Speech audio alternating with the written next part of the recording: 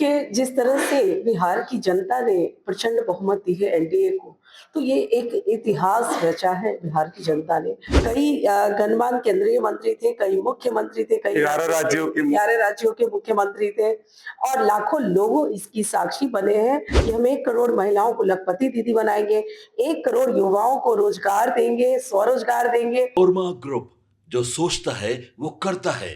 आपके अपने सपनों का आशियाना। नमस्कार, मेरा नाम है राहुल और आप देख रहे हैं भारत लाइव। हमारे साथ मौजूद हैं बीजेपी की प्रवक्ता अनामिका पासवान जी। इनसे हम जानेंगे कि कल जिस तरह से पटना के ऐतिहासिक गांधी मैदान में नीतीश कुमार ने ऐतिहासिक शपथ यानी कहा जाए तो 10वीं बार बिहार में शपथ लेकर एक बिहार की नई राजनीति की फिर से शुरुआत कर दी है। क्या कुछ कहेंगे मैम पहले? देखिए, जिस तरह से बिहार की जनता ने प्रचंड बहुमत दी है एनडीए को, तो ये एक इतिहास रचा है बिहार की जनता ने। दूसरी बात, जिस तरह से माननीय मुख्यमंत्री श्री नीतीश कुमार जी ने 10वीं बार शपथ ली है, उन्होंने एक रिकॉर्ड को कायम किया है। और माननीय प्रधानमंत्री जी जिस तरह से गमछा लहराकर बिहारी अंदाज में उन्होंने लोगों का आगाज किया है और बिहार के लोगों ने भी गमछा हिलाकर उन्हें उनके अंदाज में अपना अंदाज मिला है, तो वो बहुत ही बेहतरीन नजारा था जिसे पूरे बिहार की जनता ने देखा और साक्षी बनी है इस शपथ समारोह की। इसमें लगभग कई गणमान्य केंद्रीय मंत्री थे, कई मुख्यमंत्री थे, कई 11 राज्यों के मुख्यमंत्री थे और लाखों लोगों इसकी साक्षी बने हैं। तो ये बिहार के लिए बहुत ही ऐतिहासिक का पल था जिसके हम लोग भी साक्षी बने हैं और पूरे बिहार के जर्रे-जर्रे में खुशी का माहौल है कि अब बिहार विकसित बिहार बनने जा रहा है। ये बड़ी बात है कि अब एनडीए पूर्णतः खुलकर काम कर पाएगी क्योंकि 20 वर्षों तक एनडीए को सेवा करने का मौका दिया बिहार की जनता ने और अगला जो 5 साल है वह सिर्फ काम करने का पल होगा हम एनडीए वालों के लिए, क्योंकि बिहार की जनता से जो हम लोगों ने वादा किया है अब उसे निभाने का समय है, अपने कर्तव्य के पालन का समय है। और जिस तरह से हमने वादा किया है कि हम 1 करोड़ महिलाओं को लखपति दीदी बनाएंगे, 1 करोड़ युवाओं को रोजगार देंगे, स्वरोजगार देंगे और सरकारी नौकरी देंगे। जिस तरह से हमने वादा किया है कि 100 एमएसएमई फैक्ट्री खुलने जा रही है, लगभग 50,000 कुटीर उद्योग खुलने जा रहे हैं, तो मैं ये कह सकती हूँ कि हर जिले में एक फैक्ट्री होगी, हर जिले में अस्पताल, हर जिले में हम लोग का प्लान है कि एयरपोर्ट हो।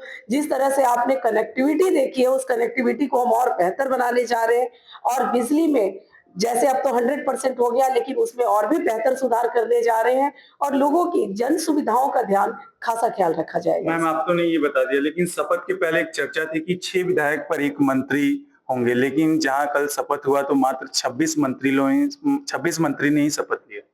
देखिए, 26 मंत्री ने शपथ लिया है, अभी 8-9 मंत्री और शपथ लेंगे, वो सेकंड चरण में होगा, आप मान सकते हैं इसको, क्योंकि कुछ डिसीजन नहीं हुए होंगे और शीर्ष नेतृत्व अगर कार्य करती है तो वो सोच समझ कर ही करती है। तो हर बार ऐसा देखा जाता है कि 2 बार में मंत्रालय का विस्तार होता है, तो ये एक प्रक्रिया है। और कल के शपथ के बाद आपकी पार्टी पर एक कहा जाए तो एक लग रहा है कि जुर्म लग रहा है कि आप लोग परिवारवाद के सिद्धांत पर आप लोग भी काम करना शुरू कर चुके हैं।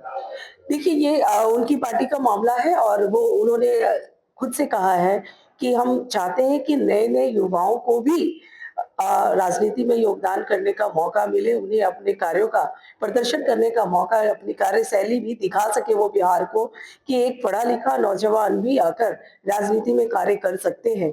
तो उन्होंने एक उदाहरण पेश किया है। नहीं, जनता के विषय की मैसेज ये है कि आज तक वो राजनीति से दूर रहे हैं और कल एक बार मंच पर आते हैं। नहीं कह सकते हैं कि वो राजनीति से दूर रहे, चूंकि उनके पिता श्री उपेंद्र कुशवाहा जी शुरुआती दौर से ही वो अच्छे लीडर रहे हैं बिहार के, उन्होंने नेतृत्व किया है बिहार का और बचपन से जब भी कोई पॉलिटिशियन के यहाँ होते हैं तो पॉलिटिकल बैकग्राउंड होता है उनका और वो देखते हैं कि हाँ, किस तरह से लोग आते हैं मिलने, किस तरह से काम कराते हैं, किस तरह से हमारे पिताजी क्षेत्र में मेहनत करते हैं। तो निश्चित तौर पे दीपक प्रकाश जी ने भी देखा होगा कि हमारे पिताजी किस तरह से मेहनत करते हैं, किस तरह से लोगों से जुड़ते हैं, किस तरह से क्षेत्र में काम करते हैं, किस तरह से बोलते हैं, किस तरह से विषयों पे कार्य करते हैं, विषयों की जानकारी रखते हैं, तो निश्चित तौर पे उन्हें जानकारी। क्या लगता है उनको जो जिम्मेवारी दी जाएगी वो निभा पाएंगे अपनी जिम्मेवारी को, जैसे पहली बार में उनको मंत्री पद मिल चुका है तो? बिल्कुल, बहुत बेहतर निभा पाएंगे, मुझे पूरा विश्वास है उन पर।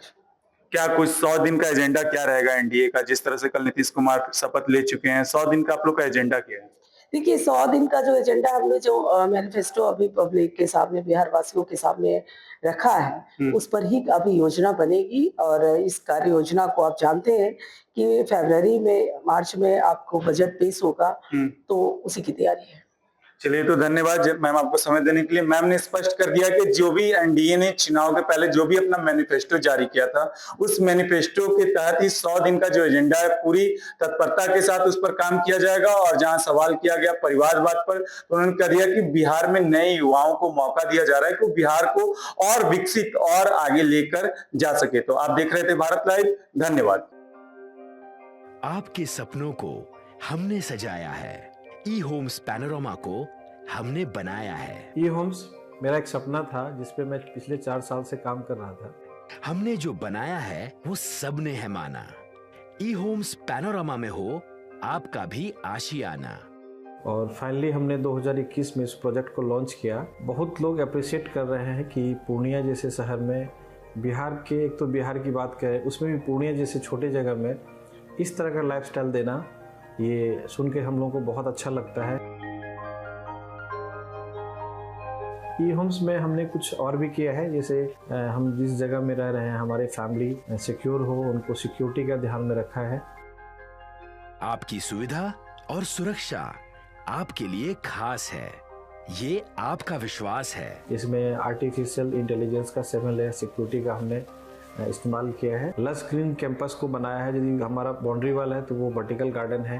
ये जितनी भी फैसिलिटी होता है एक इंटरनेशनल टाउनशिप में ई होम्स है, ये हम लोग विश्वास नहीं कर पा रहे हैं। जो भी हमारे मित्र, दोस्त या जो भी हमारे बाहर के बाहर आते हैं, तो हम लोगों को बहुत अच्छा सुनने को मिलता है और बहुत अच्छा क्रेडिट मिल रहा है। वो सारा हमने सिर्फ एक बिल्डिंग नहीं बनाया, हमें एक बहुत अच्छा लाइफस्टाइल दिया ई होम्स में।